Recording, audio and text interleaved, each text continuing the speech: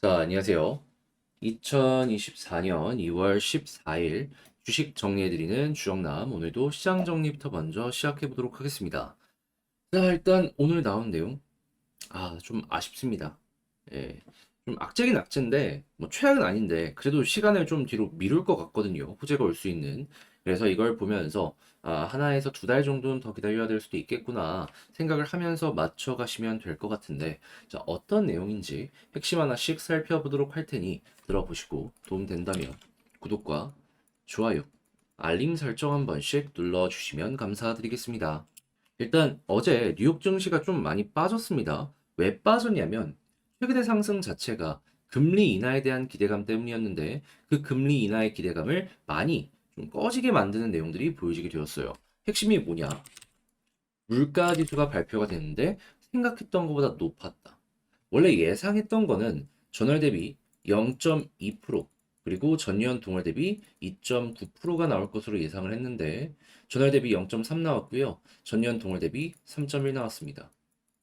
거기다가 최근에 미국의 경기 지표를 보시면 아시겠지만 되게 강하게 나왔단 말이에요. 고용도 좋았고 이 소비자 관련되어 있는 여러 가지 가격 지표들도 괜찮았고 그럼 연준은 이걸 보면서 어떠한 생각을 할까요? 경기도 좋은데 아직 물가 잡히려면 시간이 조금 더 필요하겠네. 금리 인하에 대한 타이밍을 뒤로 미루자. 그래가지고 이 시카고 상품거래소를 기준으로 금리 인하에 대한 가능성을 한번 보면요. 3월 달 이거 90% 넘기면서 11월 달부터 이 내용 때문에 시장 전체가 올라왔었잖아요. 근데 그게 지금 얼마까지 빠졌냐면 8%.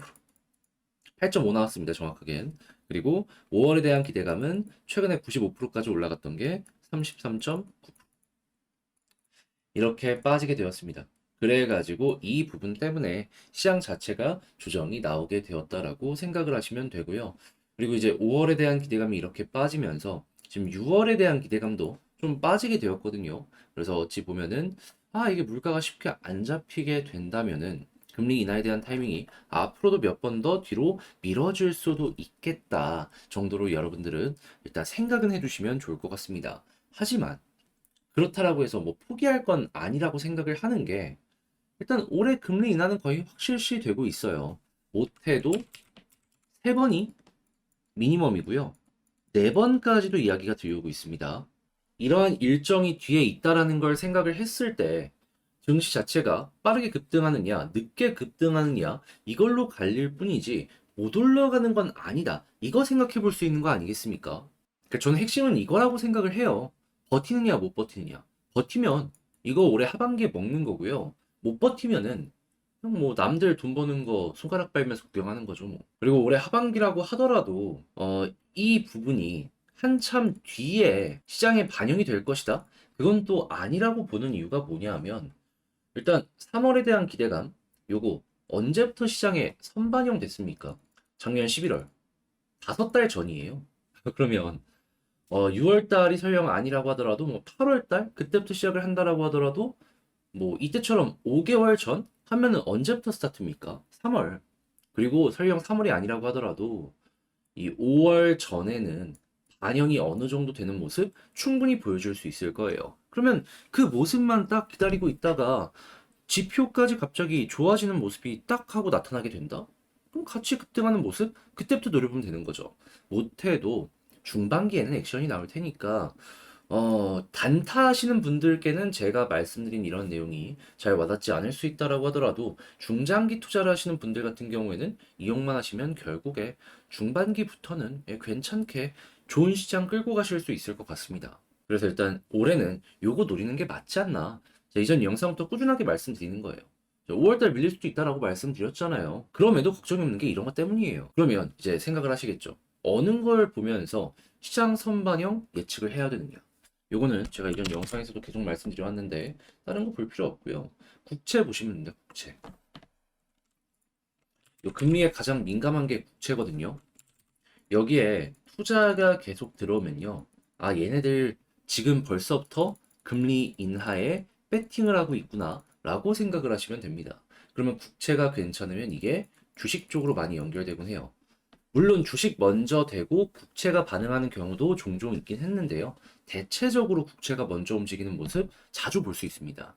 자, 그래가지고 지금 금리 인하에 대한 가능성 팍 떨어지면서 국채가 가격이 많이 빠졌잖아요. 반대로 금리 인하에 대한 가능성에 대한 부분들 선반영 이슈 나오기 시작하면 얘 먼저 반응할 테니까 또 이걸 중심으로 보는 거 괜찮을 것 같습니다. 자, 그래서 일단 오늘 나온 내용에 대해서는 이렇게 한번 정리를 해봤는데, 아, 국제유가 WTI 기준 77.87로 플러스 1.24% 상승 마감하였고요. 채권 급락 지금 봤던 것처럼 요 달러 강세 금 하락 요거 봤으니 이거 말고 이거 우리가 볼 수 있을 법한 현재 중요한 내용들도 뭐가 있는지 개별 이슈들 하나씩 살펴보도록 하겠습니다. 자, 일단 제일 먼저 지금 미국 제외하고 전 세계 경제는 되게 안 좋았단 말이에요. 그래서 원유 수요 전망치 얼마 전에 한번 깎았던 걸로 기억을 하는데 지금 이번에 오펙에서 유지한다라는 내용 발표를 했습니다. 자, 그러면서 세계 성장률은 상향되는 요 모습 보여지게 됐는데 경제가 전체적으로 올라올 것이다라는 전망이 많아지고 있다라고 해석을 할 수 있겠죠. 자, 그러면 중국이나 뭐 인도 같은 지역은 뭐 살아나든가 아니면은 불타오르는 게 더욱더 불타오를 것이다라고 볼 수 있는데 기본 원자재의 수요들 어떻게 될까요? 당연히 수요가 증가하는 모습이 보여지게 되겠죠. 자, 그랬을 때 구리가 어떻게 보면 원자재의 기본인데 지금 어떤 얘기 들려오고 있다? 세계 최대 공급국 칠레에서 생산량 20년 만에 최저치, 가격 상승 압박.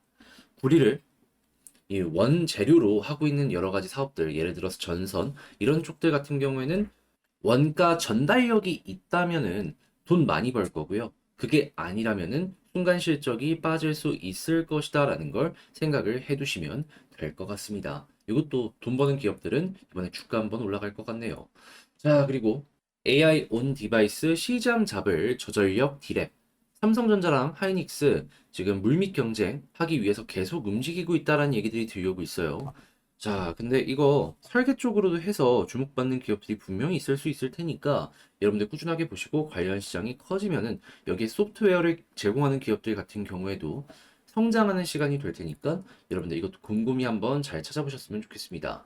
자, 그리고 현대차 그룹 10월 미국 전기차 신공장 가동할 것이다 라고 얘기하는데 올해부터 IRA 보조금 받는다라고 하는데 여기 한 가지 더 추가적으로 생각을 해야 될 건 뭐다? 10월쯤이면 금리 인하도 본격적으로 시작이 될 것이다. 그럼 이자 부담이 줄어들면 전기차에 대한 수요가 이전보다는 늘어나지 않겠습니까? 자, 그럼 이것도 어떻게 보면은 시기를 잘 잡았다라고 생각을 할 수 있는 거죠. 그래서 여기에 맞춰가는 기업들도 한번 여러분들 꾸준하게 살펴보시면 좋을 것 같습니다.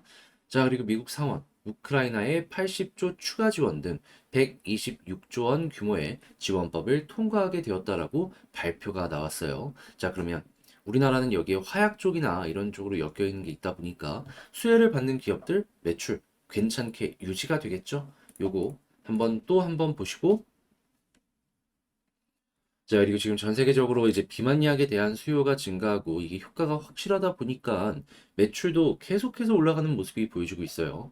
그래서 한국도 지금 이걸 어떻게든 개발하기 위해서 지금 열심히 하나씩 하나씩 연구를 진행하는 모습이 보여지고 있는데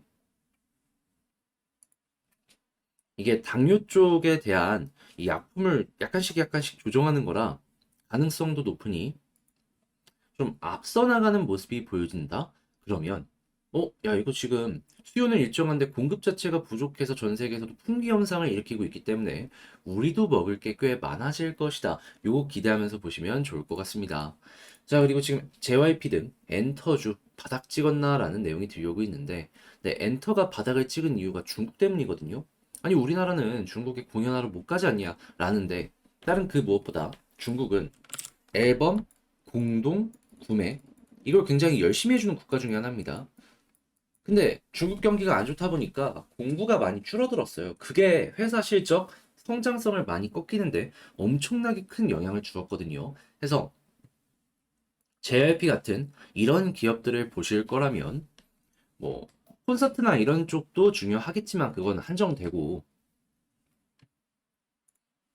결국 중국 경기가 살아나게 된다면 그 부분 때문에 이들도 살아나게 될 것이다. 라는 관점으로 꾸준하게 지켜보시면 좋을 것 같습니다.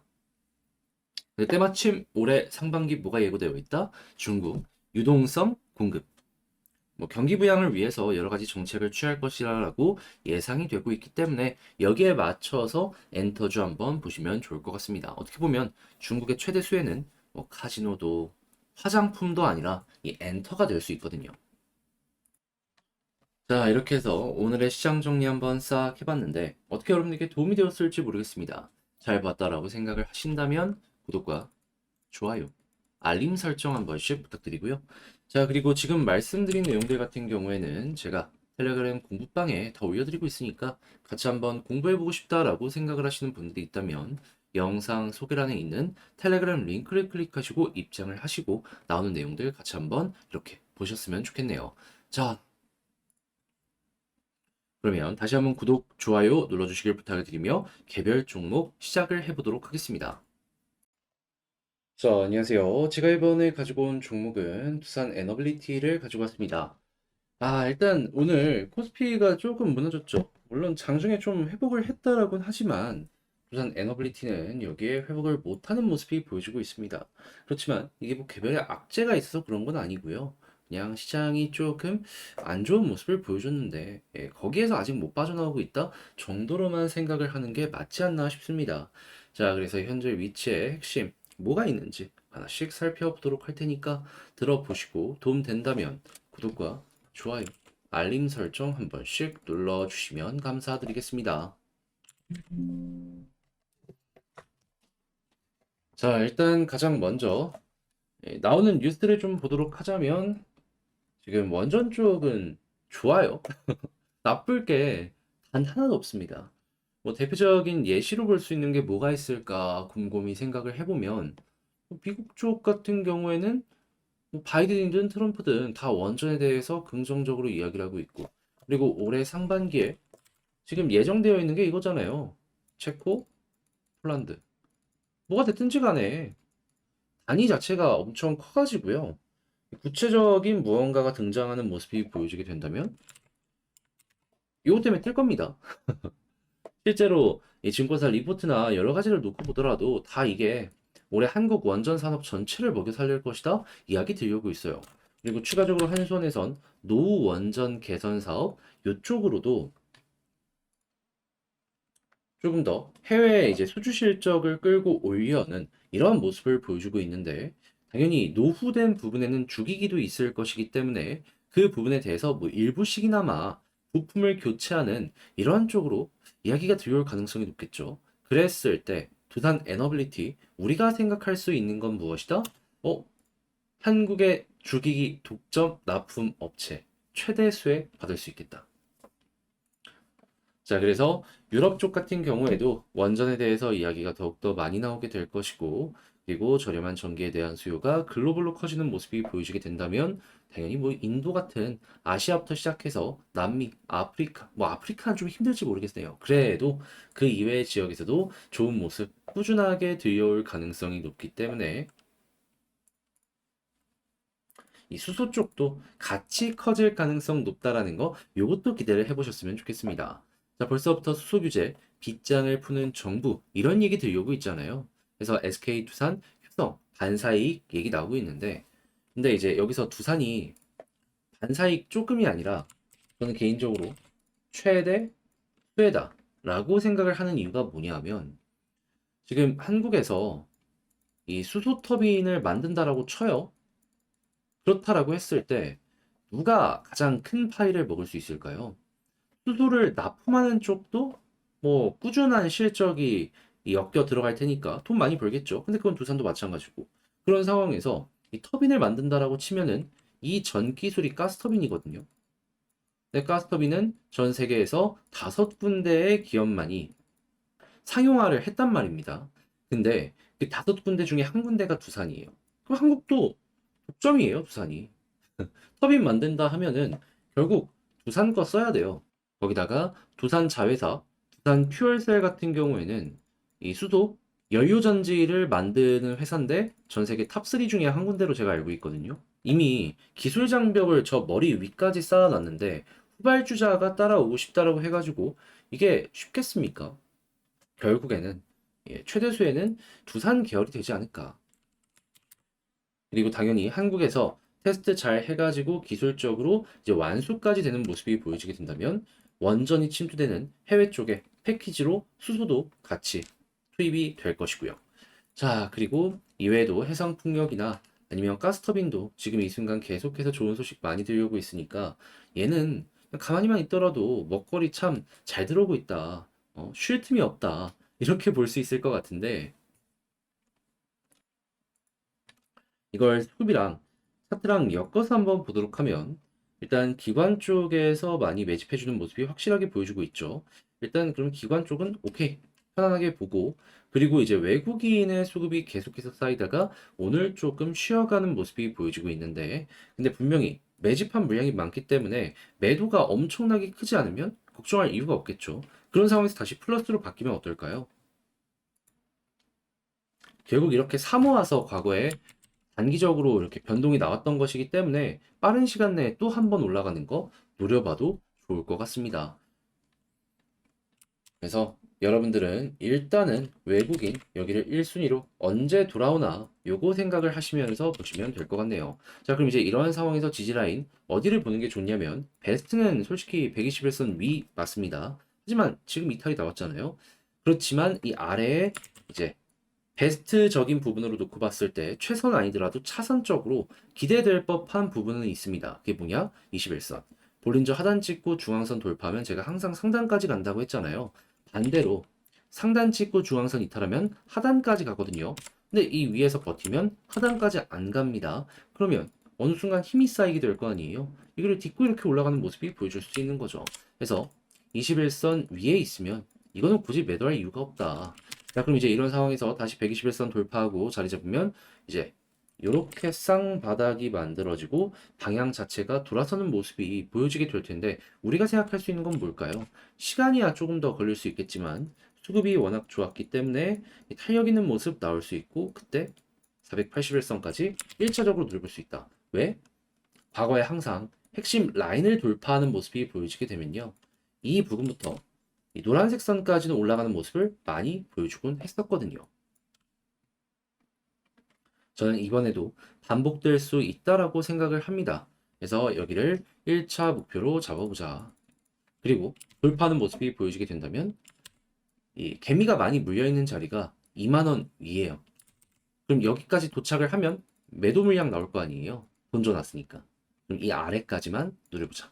근데 이거는 나중 얘기고 일단은 1차 목표 481선 여기로 생각을 하면서 접근을 해보셨으면 좋겠네요. 자, 그러면 지금 말씀드린 걸 바탕으로 총정리하면서 영상을 마쳐보도록 하자면 일단 첫 번째 나오는 뉴스를 봤을 때 뭐 악재, 분식 관련 얘기 거의 끝나가는 상황이고 치명적인 타격은 없을 거로 생각을 하기 때문에 걱정할 것 없이 그대로 지켜보자. 올해 상반기에 체코 폴란드 나온다. 두 번째, 수급을 한번 살펴보게 된다면 결과적으로 외국인 돌아서면 이때부터가 다시 본격적인 시작이 될 수 있다. 자, 그리고 세 번째, 지지라인 21선 올라갔을 때는 121선 위에서 자리 지키는 모습이 보여지게 된다면 481선까지 보고 돌파하면 2만원 아래까지 노려보도록 하자. 그렇지만 일단은 요렇게 두 개, 이게 가장 중요해 보입니다. 자, 이렇게 해서 두산 에너빌리티 지금 봤으면 좋을 내용들 총정리를 해봤는데 어떻게 여러분들께 도움이 많이 되었을지 모르겠습니다. 잘 봤다라고 생각을 하신다면 구독과 좋아요, 알림 설정 한 번씩 부탁을 드리고요. 연휴가 껴 있었다 보니까 벌써 토요일이네요. 이제 남은 시간 오늘 포함해서 3일 파이팅 하시길 바라며